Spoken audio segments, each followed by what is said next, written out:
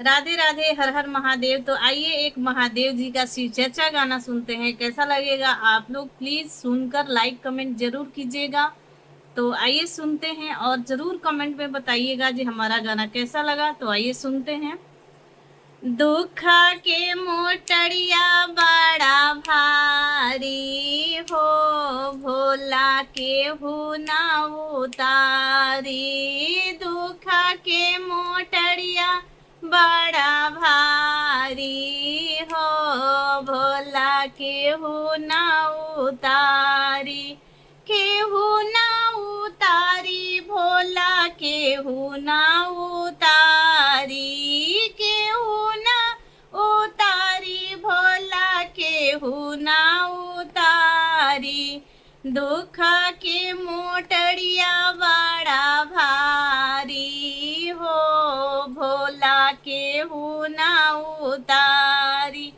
दुख के मोटरिया बड़ा भारी हो, भोला केहू ना उतारी।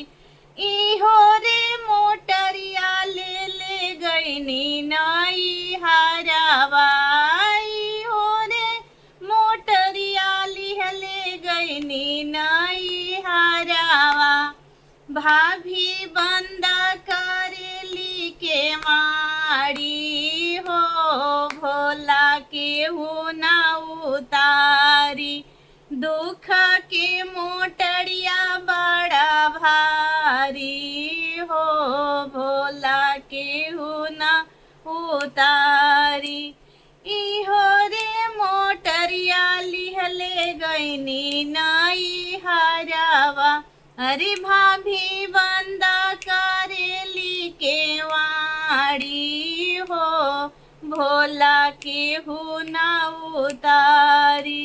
दुख के मोटरिया बड़ा भारी हो, भोला केहू ना उतारी।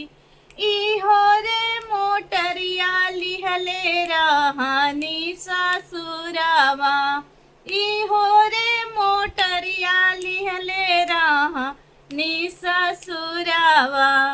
इहो रे मोटरिया लिहले सासू आगे गईनी। सासू बंद करेली के माड़ी हो, भोला केहू ना उतारी। दुख के मोटरिया बड़ी भारी हो, भोला केहू ना उतारी।